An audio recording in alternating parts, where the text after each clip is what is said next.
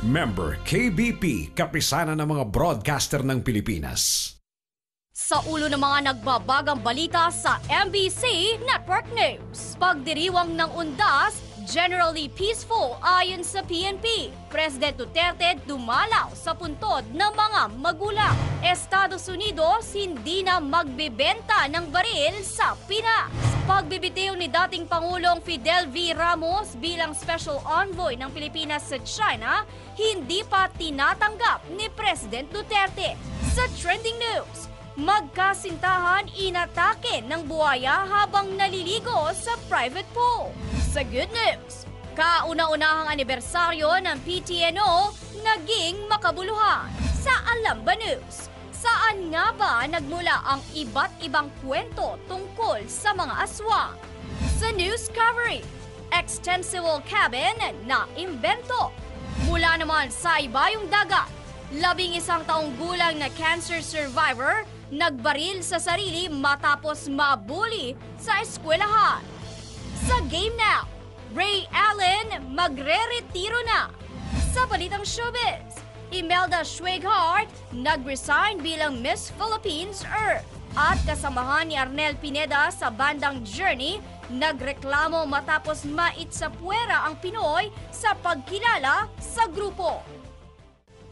Mula sa bulwagang pambalitaan ng Manila Broadcasting Company sa Pasay City, ito ang MBC Network News.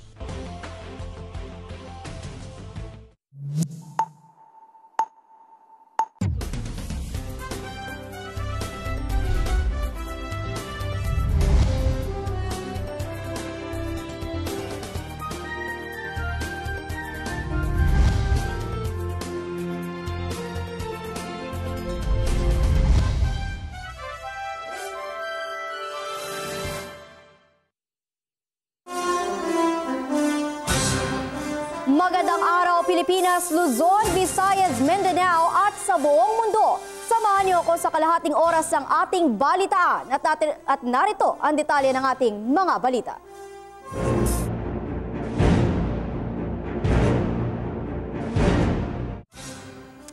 Kahapon lang dinagsa ang mga sementeryo bilang paggunita sa undas. Pero ano nga ba ang assessment ng PNP sa pagbisita sa mga sementeryo lalong-lalo na sa Manila North Cemetery? Alamin natin yan mula sa report ni RH48, Sheila Edubas. Dahil sa long weekend, naiwasan ang pagsisiksikan sa loob ng mga sementeryo kahapon. Ayon kay NCRPO Director Oscar Albayalde, kapansin-pansin na mas kakaunti ang dumalaw sa puntod ng kanilang yumaong mahal sa buhay sa araw ng undas. Dahil marami na ang nagtungo sa mga sementeryo noong Sabado at Linggo. Pumunti yung pumupuntang mga kababayan natin sa mga sementeryo kaninang bandang hapon. Napansin po kasi natin na magmula po kasi kahapon nung mag-inspect na tayo, marami na rin pong mga kababayan natin na bumisita sa mga sementeryo. Siguro po ayaw nilang makipagsabayan no sa mga talagang pumupunta ng November 1. Kaya po siguro nahati. Siguro 1/3 po yung nalis yung pumupunta sa sementeryo ng November 1, ayaw na makipagsiksikan yung iba. Tiniyak naman ng NCRPO Director na tuloy-tuloy na naka-alerto ang kapulisan ngayong All Souls Day dahil sa inaasahang pagdagsa ng mga biyahero mula sa mga lalawigan. Meron po tayong mga police or police assistance desk sa mga bus terminals din, no? Lalo na po ngayon hanggang bukas na magbabalikan na po yung mga kababayan natin na manggagaling sa mga probinsya. Samantala, tone-toneladang basura naman ang iniwan ng mga dumalaw sa Manila North Cemetery kahapon. Ayon sa True Tea Foundation, isang non-government organization, umabot sa 1,484 na kilo ng basura ang kanilang nakolekta alas 12 ng tanghali kahapon. Sinasabing halos 1 milyon ang bisita ng naturang sementeryo taon-taon na matatagpuan sa Blumentritt, Sampaloc, Manila. Ayon naman sa report ng Manila Police District, bukod sa basura, basura ay marami pa rin mga pasaway na nahulihan ng mga ipinagbabawal na dalahin sa sementeryo, gaya na lang ng mga matatalim na bagay, alak at mga flammable material. Sa kaugnay na balita naman na tuloy ang pagdalaw ni Pangulong Digong Duterte sa puntod ng kanyang mga yumaong magulang sa Roman Catholic Cemetery sa Davao City. Nakaschedule sanang bumisita ang Pangulo sa puntod ng kanyang ama at ina alas 5:30 ng hapon, ngunit naudlot dahil sa malakas na ulan. Dumating si Pangulong Duterte sa sementeryo alas 10:30 kagabi at nagbigay galang at nanalangin para sa kaluluwa ng kanyang mga magulang na sina Vicente at Soledad. Para sa MBC Network News RH48, Sheila Edubas naglilingkod sa pagbabalita.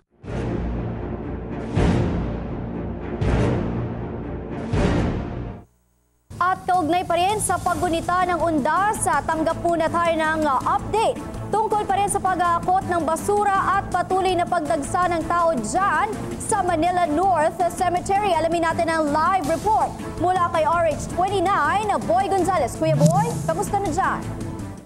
Then marami pa rin ang nagtungo ngayong All Souls Day dito sa Manila North Cemetery para dumalaw sa puntod ng kanilang mga mahal sa buhay. Kaninang alas 8 ng umaga ang estimate crowd ng Manila Police District ay umabot lamang ng 5,000 pero sa 2 oras ang nakalipas na may git ay 30,000 na ang mga nagtungo dito sa libingan. Ayon kay Senior Inspector Ana Lawrence Simbaho ng PIO ng Manila Police District Station 3, ang ibang mga nagtungo dito sa sementeryo ngayon ay hindi sumabay sa milyong katao na nagtungo kahapon.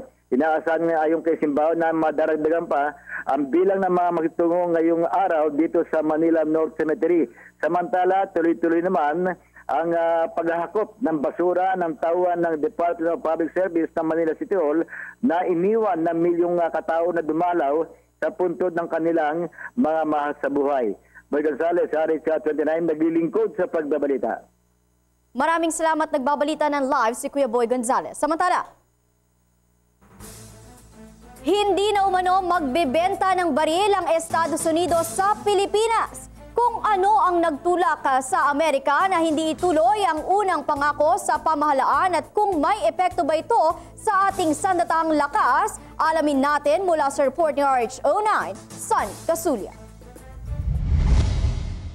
Hindi na itutuloy ng US State Department ang planong pagbebenta ng mga baril sa Pilipinas dahil sa isyu ng paglabag sa karapatang pantao kaugnay sa inilunsad na drug war ng Pangulong Digong Duterte.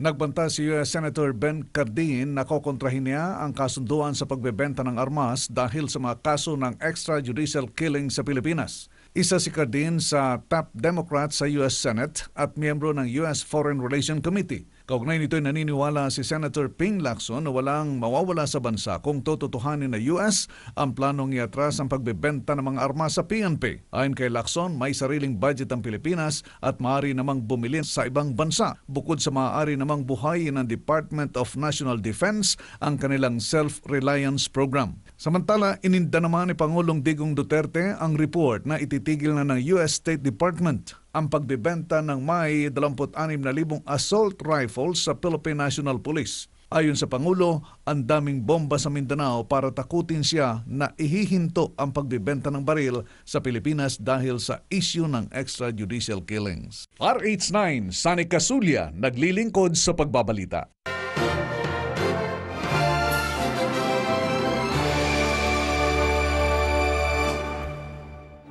Sa iba pang balita, tuluyan nang nagbitiw si dating Pangulong Fidel V. Ramos bilang Special Envoy ng Pilipinas sa China. Kung ano ang naging reaksyon ni Pangulong Duterte sa pagbibitiw ni FVR at kung bakit nito ginawa ang hakbang, alamin natin sa ating report.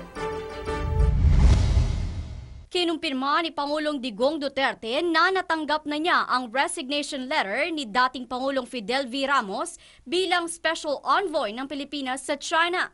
Gayunpaman, hindi pa nadidesisyonan ng Pangulo kung tatanggapin ito o hindi, pero kinikilala niya ang nagawa ni FVR upang mapaganda ang relasyon ng Pilipinas sa China. Nag-resign si dating Pangulong FVR bilang Special Envoy ng Pilipinas sa China matapos sabihin na nagawa na niya ang kanyang trabaho para mapalamig ang tensyong namamagitan sa Pilipinas at China kaya tapos na ang kanyang papel. Itinalaga ni Duterte si FVR noong July bilang Special Envoy sa China para ayusin ang nagkalamat na relasyon ng Pilipinas at Beijing dahil sa territorial dispute sa West Philippine Sea. Ang resignation ay ginawa ng dating Pangulo matapos ang sunod-sunod nitong banat kay Duterte. Una rito, inilarawan ni Ramos ang Pilipinas sa lumulubog na barko sa ilalim ng Duterte administration dahil sa anti-US remarks nito at pagmumura na sinundan pa niya ng banat hinggil sa posisyon ni Digong sa climate change. Para sa MBC Network News, RH44, Vien Dacles, naglilingkod sa pagbabalita. Samantala, tanggap muna tayo ng isa pang report. Daan-daang kabahayan tinupok ng apoy sa Las Piñas. Ibabalita yan sa atin ni RH27, Noche Cacas. Tinupok ng apoy ang may 8 daang kabahayan sa may Manggahan Street, Manggahan Compound sa loob ito ng BF Resort Village sa Barangay Talon 2 sa lungsod ng Las Piñas. Tinatayang nasa 1,600 na pamilya naman ang nawalan ng tirahan bunsod ng mabilis na pagkalat ng apoy dahil sa gawa ng kahoy ang ilang mga kabahayan na sinasabing mga informal settlers. Ayon kay Assistant Regional Director Crispo Diaz ng NCR Bureau of Fire Protection, nagsimula daw pasado alas 3 kaninang madaling araw ang sunog sa isang terrace na bahay na pagmamayari ni Eduardo Angeles. Ayon pa kay Diaz, tansya nila nasa 50 million pesos ang halaga ng naabong mga ari-arian. 3 naman ang naitalang nasugatan sa nasabing sunog bukod pa kay Lodi Torres na tumaas ang presyon. Tuluyang naapula alas 7:32 kaninang umaga na umabot sa Task Force Alpha. Patuloy ang investigasyon ng Las Piñas Fire Bureau sa sanhi ng nasabing sunog. Yan ang DCRH News, RH27 Noche Cacas, naglilingkod sa pagbabalita. Samantala sa iba pang balita, nanganganib makaranas ng krisis sa supply ng tubig ang mga residente sa Metro Manila. Kung bakit at kung ano ang gagawing hakbang ng pamahalaan para masolusyonan ito, alamin natin mula sa report. Nagbabalik si RH48, Sheila Edubas. Inamin ng gobyerno na napipinto ang water crisis sa Metro Manila. Gayunpaman sinabi ni NEDA Secretary General Ernesto Pernia na maaring napaghandaan ang krisis kung hindi nagpabaya ang dating administrasyon. Ayon sa opisyal, batay sa plano, 2013 pa sana inilatag ang mga kaukulang hakbang upang magkaroon ng sapat na depensa ang bansa mula sa nakaambang problema sa supply ng tubig. The neglect of the previous administration. They should have done something about it. As early as 2013. That was the plan. But how come they didn't do anything about it? Para sa MBC Network News, RH48, Sheila Edubas, naglilingkod sa pagbabalita. Samantala, balitang sunog na naman ito. Tumanggap muna tayo ng update dito sa sunog naman na nagaganap sa Pasig. Magbabalita na live sa RH24, Edmar Estavillo. Edmar, kamusta na dyan? Bago mag-alas 10 kanina, idineklara ng Bureau of Fire Protection na fire out ng sunog na naganap sa bahagi ng Sergeant Santos Street, Barangay Bagong Ilog, Pasig City, na nagsimula kanina bago mag-alas 9 ng umaga. Sinasabing 10 bahay ang tinupok ng apoy at wala namang naitalang nasaktan o nasugatan sa insidente at nasawi. Pero ang binabanggit ni Major Roy Pisto sa yung fire chief ng Pasig City, isang mamahaling aso yung pag na aso yung namatay, kung kaya sobrang kalungkutan yung may-ari ng bahay, yung isa sa mga may-ari ng bahay. At agad namang napula. Ang sabi ng yung fire chief ay napula yung apoy dahil sa mabilis na responde ng mga tauhan ng barangay, maging yung mga volunteer fire. Kaya hindi na kumalas yung apoy dahil yung mga kabahayan ay dikit-dikit ito. Bagamat hindi formal settlers, ay dikit-dikit yung mga bahay na gawa lamang sa light material. Hindi pa alam kung ano ang dahilan ng apoy at magkano yung pinsala. So yan ang pinaka-latest update sa nangyaring sunog dito sa bahagi ng Pasig City. Yan ang DZRH News. Edmar Estavillo, RH24, naglilingkod sa pagbabalita. Maraming salamat RH24 Edmar Estavillo. Samantala,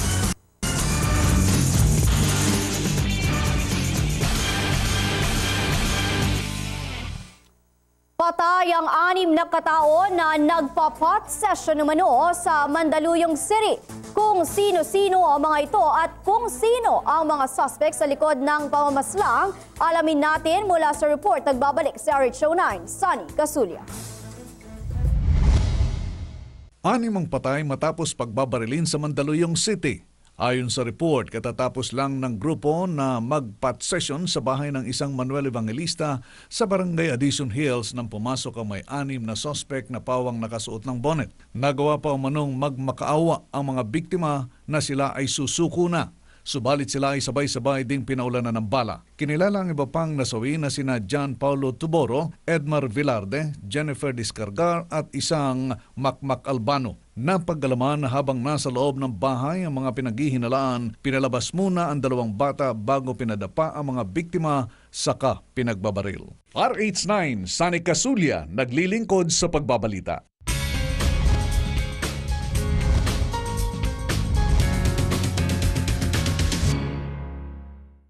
Samantala, magbalitang showbiz na muna tayo. Imelda Schweghart nag-resign bilang Miss Philippines Earth. Ibabalita sa atin yan mula kay RH43 Rock.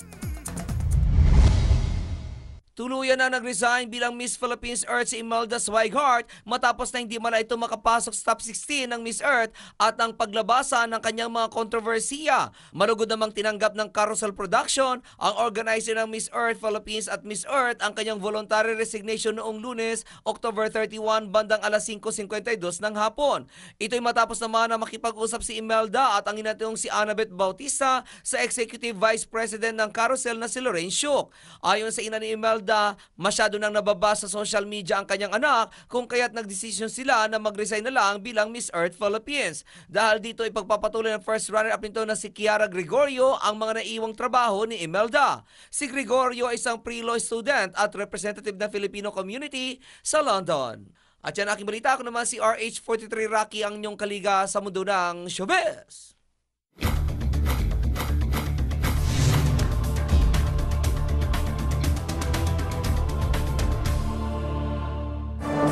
Samantala ito, isang trending na video babala sa mga magsiswimming. Siguraduhin niyo muna secured ang lugar na iyong pagliliguan para hindi magaya sa magkasintahan na ito na inatake ng buhaya habang nagsasaya sa paliligo sa Zimbabwe. Narito ang kabuuang report sa ating trending news.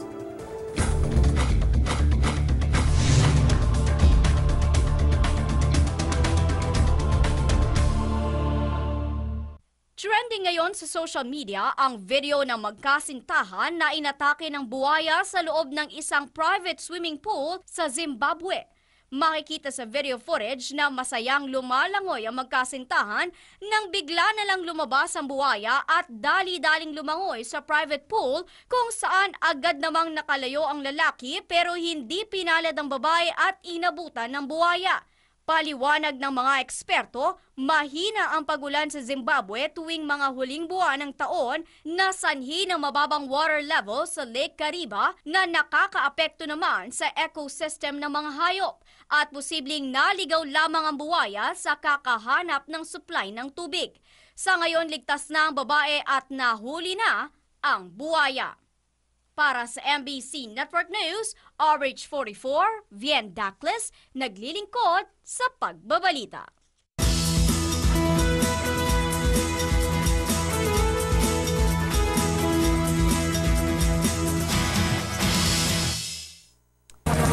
Samantala para sa ating Alaba News, kahapon lamang ginunita ang undas at kasabay nito, samut-saring kwentong kababalaghan ng ating mga napapanood sa telebisyon.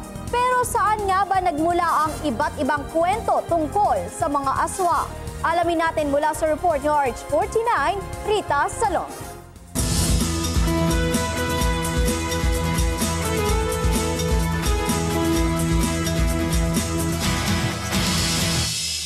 Balik trabaho na ang karamihan sa ating mga kababayan pagkatapos ng long weekend para sa obserbasyon ng Undas o Todos los Santos.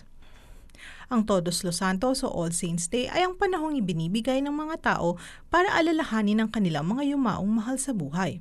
Ayon sa report ng Philippine National Police, Lunes pa lamang, nagsana ang mga tao sa iba't ibang sementeryo sa Kamaynilaan at sa mga probinsya.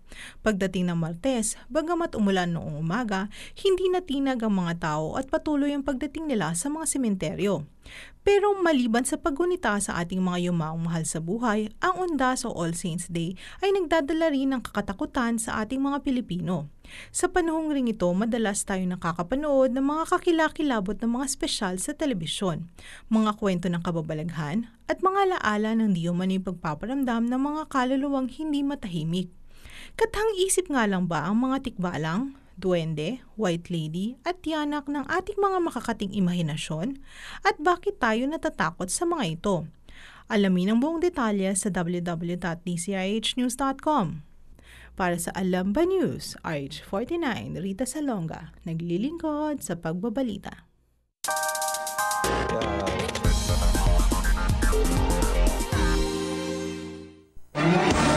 Ito para naman sa mga mahihilig gumala o lumakwatsa at madalas inaabot ng dilim sa kalsada. Naimbento na po ang extensible cabin. Kung paano ito ginagamit, alamin natin sa ating report.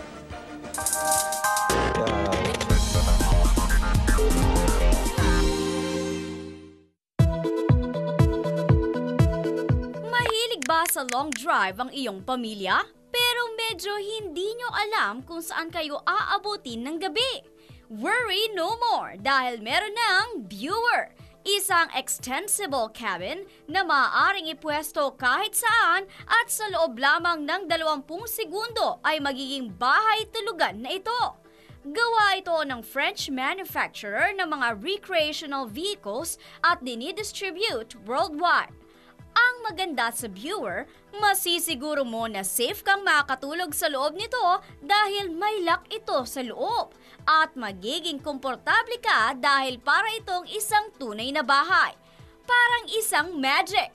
Ang mga furniture nito ay nakaposisyon sa tamang lugar. Kapag nakasara na ang cabin, lahat ng pinto at bintana nito ay automatic na maglalak at hindi ito basta-bastang masisira. At yan ang ating news coverage, RH44, Vien Dacles, naglilingkod sa pagbabalita.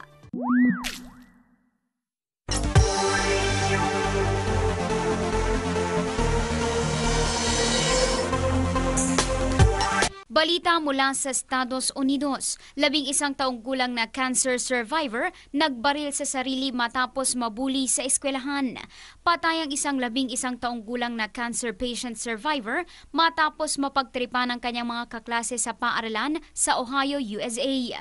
Na-diagnose na may brain tumor ang biktimang si Bethany Thompson nung siya ay 3 taong gulang pa lamang at idiniklarang cancer-free noong 2008 matapos ang ilang ulit na radiation treatments na nagdulot naman ng nerve damage at pagtabingi ng ngiti ni Bethany.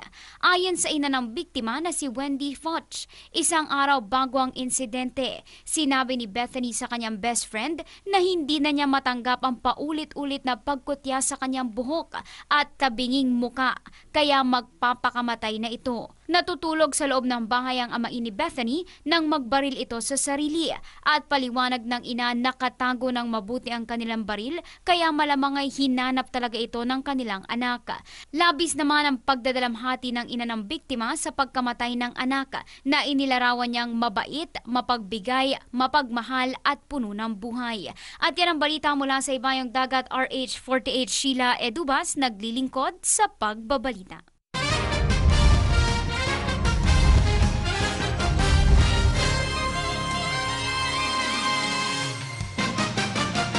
Sa isang liham sa kanyang nakababatang sarili, inanunsyo ni Ray Allen ang kanyang pagretiro mula sa NBA. Nakilala si Ray Allen bilang isa sa pinakamagaling na shooter sa buong NBA. Na-draft siya no number 5 sa 1996 NBA draft ng Minnesota Timberwolves pero nagsimulang sumikat dahil sa Milwaukee Bucks. Nanalo siya ng 2 NBA championships sa ilalim ng Boston Celtics noong 2008 at sa Miami Heat noong 2013. kung saan sinagip niya ang Game 6 ng serye sa pamamagitan ng isang game-tying corner 3-pointer na nagdala ng overtime sa larong iyon. Siya ang kasalukuyang record holder ng pinakamaraming 3-pointers made sa NBA sa 2,973 sa loob ng 18 years ng paglalaro. Nakilala rin siya dahil sa kanyang magandang work ethic at nakapaloob sa kanyang liham sa sarili na walang makakatulong sa kanya para maipasok ang kanyang mga tira kundi ang sarili niya. Ang anunsyong ito ay nagtapos sa mga haka-haka na maaari pa siyang maglaro para sa isang title contender sa season na ito. At yan ang ating balitang pampalakasan para sa Game Now. Ako si Toby Pavon.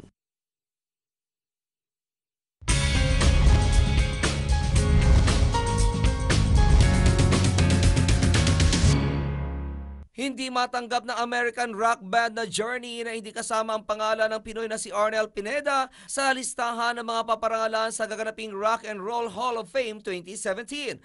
Ayon sa keyboardist-guitarist na si Jonathan Cain, hindi fair na matanggal ang pangalan ni Arnel dahil wala umanong Journey kung walang Arnel ngayon. Sinabi pa nito na si Arnel din ang pinakamatagal na naging singer ng kanilang banda dahil 10 taong straight itong nasa Journey, kaya dapat lamang na masama ang pangalan nito sa mga paparangalan. Sinabi pa nito na magpipetisyon ang kanilang banda para makasama si Arnel sa mga bibigyan ng pagkilala. At yan aking balita. Ako naman si RH43 Rocky, ang inyong kaliga sa mundo ng showbiz.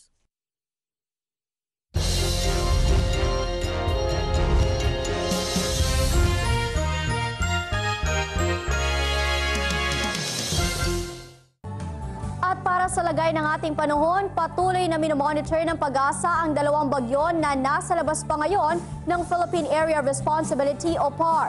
Ang unang bagyo ay namataan sa layong 1,445 kilometro, silangan ng Visayas, taglay ang lakas ng hangin na abot sa 45 kilometro kada oras at bugso na abot sa 55 kilometro bawat oras. Inaasahan ito papasok sa bansa bukas at tatawagin sa pangalang Marce.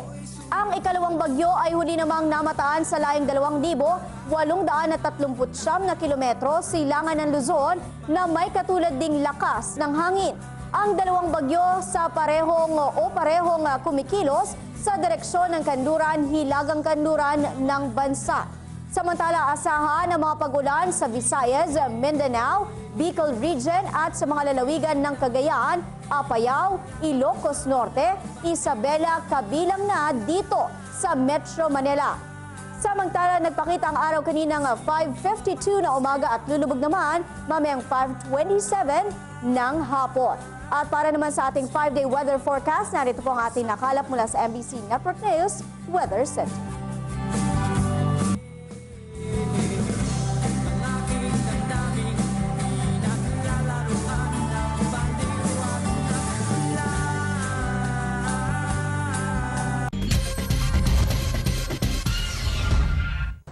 Samantala, isang kapapasok lamang pong balita, kumpirmado na ang pagbalik ng dating world #1 golfer na si Tiger Woods. Sa isang pahayag na inilabas ito kanina lamang, sinabi ng 40 anyos na golfer at 14-time major winner na handa na siyang bumalik sa paglalaro ng golf matapos ang 16 na buwang pamamahinga dahil sa injury. Una rito na unsyami ang pagbabalik ni Woods sa ginanap na kansilahin nito ang kanyang pagsali sa Safeway Open sa California, kung saan wala itong ibinigay na dahilan ng kanyang pag-uro. Samantala, bago po tayo magtapos, ilang araw na lamang ba bago magpasko? Meron na lamang tayong 52 days, 12 hours, 26 minutes, and 13 seconds. Malapit na naghahanda na ba kayo para sa Kapaskuhan? At so, inyo na naman ang kalahating oras ng ating balitaan, mga impormasyong dapat ninyong malaman saan mang sulok ng mundo. Sa ngalan ng bumubuo ng MBC Network News at Dennis Antonor Jr., ako po si Vien Dacles. Bukas, alas 11 ng umaga, tuloy-tuloy ang ating balitaan. Dito lamang sa MBC Network News.